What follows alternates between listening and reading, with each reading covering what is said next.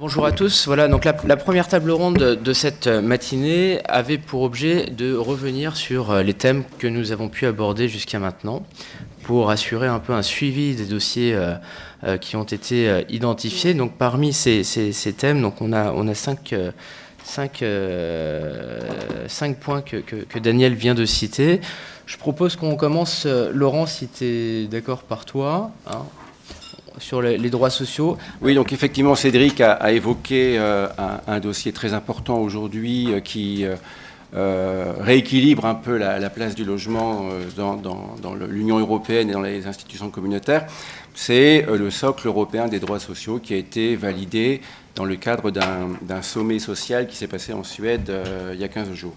Nous avions depuis quelque temps déjà des difficultés avec la Commission européenne sur la définition même de ce qu'est un logement social en tant que service d'intérêt économique général et par rapport à l'approche très libérale qu'avait la Commission quand il a fallu notamment éditer des règles en matière d'aide d'État aux organismes HLM ou encore veiller à ce que les agréments HLM ne soient pas des entraves à la liberté d'établissement ou de prestations dans l'Union européenne.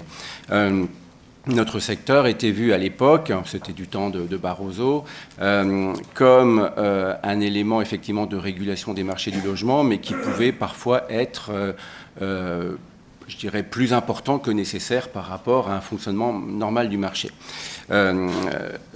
Les propos de Mario Monti, à l'époque, qui était commissaire à la concurrence, sont tout à fait, résument bien notre position aujourd'hui.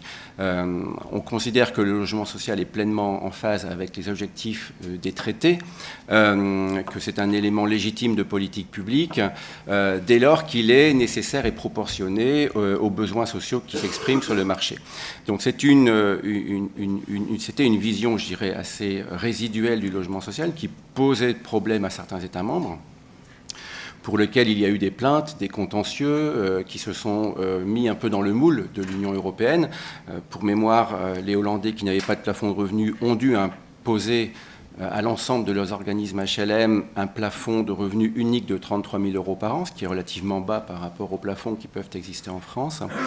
Par contre, la Suède, qui a été également attaquée au regard de ces textes-là, par les opérateurs privés, n'a pas souhaité mettre un plafond de revenus, mais donc a sorti l'ensemble de ces organismes HLM du champ de l'intérêt général pour les mettre sur l'activité commerciale au même traitement en fait que les opérateurs purement privés. Et aujourd'hui, nos homologues suédois ont beaucoup de difficultés à obtenir des aides pour faire des actions particulières en matière énergétique ou en matière de traitement de zones en déprise, parce que justement, elles ne peuvent pas obtenir des aides spécifiques au logement social comme c'est le cas en France.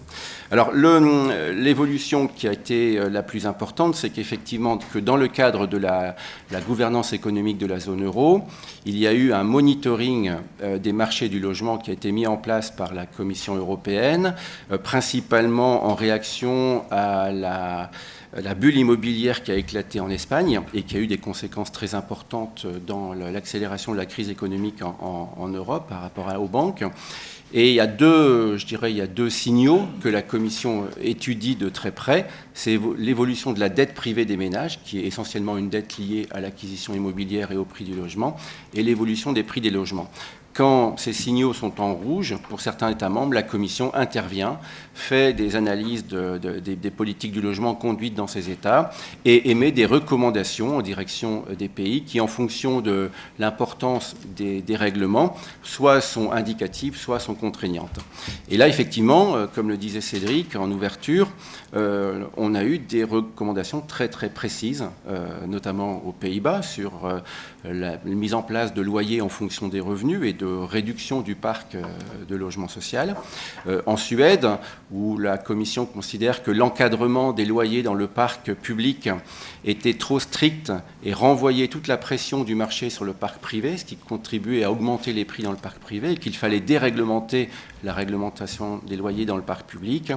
Pour le Royaume-Uni, ça a plutôt été l'assouplissement des règles d'urbanisme. Bon, là, il y a moins de difficultés. Pour l'Espagne, le développement d'une offre locative, puisque c'est un pays qui est très largement, majoritairement propriétaire. Et effectivement, on évoquait un constat d'inefficacité des aides au logement dès 2016, qui n'avait jamais été repris à son compte en 2016, mais qu'aujourd'hui on reprend pour justifier la réforme de l'APL. Alors ces recommandations françaises, comment elles sont écrites, comment elles sont développées, bon, c'est pas la Commission qui écrit ça dans son coin, il y a des concertations préalables avec l'État membre, et effectivement c'est Bercy qui est en charge de co-rédiger quelque part ces recommandations, donc c'est un peu tordu. Donc ce qui a été écrit par la Commission, ce n'est pas forcément la position unique de la Commission, mais c'était déjà quelques signaux pour dire que ça allait bouger dans l'avenir. La communication de la Commission sur les droits sociaux d'avril 2017 a repris également ces principes de réforme des logements sociaux, d'accessibilité financière bien entendu, et d'efficacité des allocations logement en général, comme des recommandations un peu générales.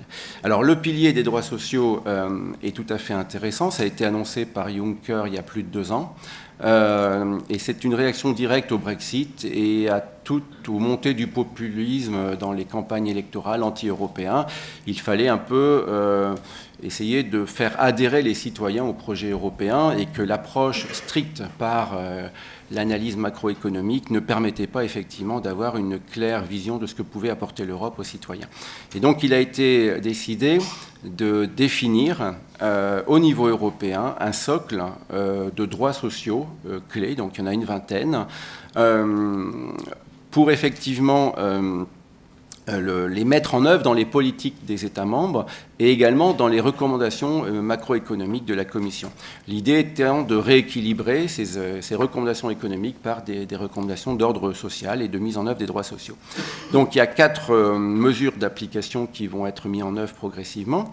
Déjà, vérifier que l'acquis communautaire, que les textes européens qui favorisent notamment le logement, sont bien mis en œuvre et sont suffisamment importants pour avoir des impacts importants dans les États membres. On aura à côté des recommandations macroéconomiques, des recommandations sociales qui vont être faites par la Commission en direction des États membres pour justement mettre en œuvre ces principes de droits sociaux. On va plus largement mobiliser les financements européens. Comme vous le savez, on mobilise déjà en France beaucoup de financements du FEDER pour la rénovation thermique du parc HLM. Ça va être étendu à toutes les actions en vue de l'inclusion sociale, c'est-à-dire les logements adaptés, l'accueil de populations en difficulté, le traitement des ménages, la lutte contre l'exclusion, etc. Donc on aura dans la réforme des fonds européens qui va intervenir en 2020 de nouvelles fenêtres qui vont s'ouvrir pour les organismes HLM en termes de cofinancement européen. Et surtout la tenue d'un tableau de bord social en la matière. Alors l'expression effectivement qui est dans le texte adopté par le Conseil est également importante parce qu'on a une approche historiquement résiduelle du logement social, c'est pour les plus défavorisés, point barre. Là, on a quand même fait un gros travail de lobby à la Commission, au Parlement, et on a eu l'appui des grandes villes européennes pour dire que le logement social ne se limite pas aux plus défavorisés. Bien entendu, c'est un ciblage très important et prioritaire, mais dans certaines agglomérations, dans certaines métropoles, les problèmes du logement vont au-delà des populations défavorisées et il faut que le logement social puisse apporter un appui. Et donc, on parle effectivement de personnes dans le besoin. Alors, ça peut paraître marginal pour vous en termes de passer des personnes défavorisées aux personnes dans le besoin, mais c'est beaucoup de travail à Bruxelles, en disant que les besoins sont exprimés localement, là où ils existent, et peuvent être différents d'un territoire à l'autre ou d'un pays à l'autre. Donc on parle bien d'accès au logement social et pas d'accès au logement, donc le logement social est reconnu comme tel, et également d'aide au logement de qualité en la matière. On a également une approche plus particulière sur les personnes vulnérables, en matière de prévention de l'expulsion du logement pour ce type de population, et bien entendu des hébergements et des services adaptés pour les personnes qui sont exclues du marché du logement et pour promouvoir effectivement leur inclusion sociale. Donc c'est 3 principes qui sont aujourd'hui inscrits dans ce socle des droits sociaux fondamentaux, qui vont accompagner les procédures de contrôle macroéconomique dans le cadre du semestre européen européen et qui vont être appliquées dans les États membres en termes de suivi des politiques conduites. Donc ça, c'est plutôt très positif. Pourquoi? Parce qu'effectivement, on a une approche beaucoup plus globale du droit au logement. On n'est plus dans une approche résiduelle type DG Concurrence. On a une sorte de binôme entre le logement social, un produit spécifique avec des obligations particulières de services publics, et de l'autre des mécanismes d'aide au logement pour les ménages. Donc cet équilibre, effectivement, qui est propre à la France. Mais également, on a, dans les textes qui sont cités, d'autres formes. Il n'y a pas que l'APL en France. Il y a d'autres formes de revenus supplémentaires, de garanties de location, de déduction fiscale qui permettent d'aller dans ce sens-là. Et cette notion de personne dans le besoin est également tout à fait nouvelle. Si on regarde l'avancée d'un point de vue un peu historique, on voit qu'effectivement, on est parti très tôt dans des problèmes de TVA, directive TVA, et à l'époque, dans les années 70, on avait une approche très générale, c'est tout logement fourni dans le cadre d'une politique sociale. Donc ça, c'est effectivement une période tout à fait révolue aujourd'hui. On a eu toute la période de clarification des régimes d'aide d'État, où là, la Commission, la DG Concurrence, a été très, très précise dans le champ d'application. Donc effectivement, le premier paquet Monti, la communication sur les services sociaux d'intérêt général et la Charte des droits fondamentaux, on parlait toujours de personnes défavorisées ou ayant des ressources insuffisantes. Là, avec les droits sociaux de l'Union européenne en 2017, on est sur un champ un peu plus large, élargi, où on a pris en compte la diversité des besoins. Et ça, c'est très très important par rapport effectivement au contentieux que l'on peut continuer à avoir. Il faut savoir que les Hollandais sont toujours en contentieux avec la Commission et ont saisi la Cour de justice contre la décision d'appliquer un plafond de revenus. Il faut savoir que la plainte de l'UNPI contre 2 organismes HLM est toujours en instruction, même si elle semble être mise dans les placards aujourd'hui, puisque ça fait quand même plus de 4 ans que ça dure et qu'il n'y a pas eu de retour. Et on sent bien qu'aujourd'hui, quand on interroge la Commission, les cabinets des commissaires, ils nous disent que ce n'est pas aujourd'hui qu'on va relancer ce type de débat sur les services publics, sur le champ du logement social, sur la plainte de l'UNPI. On veut une communication positive en direction des citoyens européens et je dirais que l'approche par les droits sociaux est une approche particulière de communication et de séduction des Européens. Donc je dirais que ces questions d'aide d'État sont derrière nous, y compris si la plainte de l'UNPI n'a pas été retirée, elle ne risque pas d'être aujourd'hui mise sur la table. Deuxième élément qui est très important par rapport aux conséquences de ces droits sociaux, et j'en arrêterai là, c'est effectivement le fait que les organismes HLM pourront demain aller au-delà de la rénovation thermique pour accéder aux fonds européens. Tout ce qui est inclusion sociale va être rendu éligible, y compris en matière de logement. Il faut savoir également, par rapport à l'analyse que la Commission fait de la France, c'est que nous sommes aujourd'hui dans l'Union européenne le premier pays consommateur de fonds européens en matière de logement social. C'est repris à l'époque dans le cadre du plan de relance de Barroso, où effectivement on avait, grâce au couplage entre l'éco-prêt et le FEDER, programmé très rapidement cette réforme qu'on a obtenue à Bruxelles. Dans la période actuelle 2014-2020, on est quand même à 475 millions de FEDER qui sont préaffectés aux organismes HLM, qui sont en cours de programmation région par région.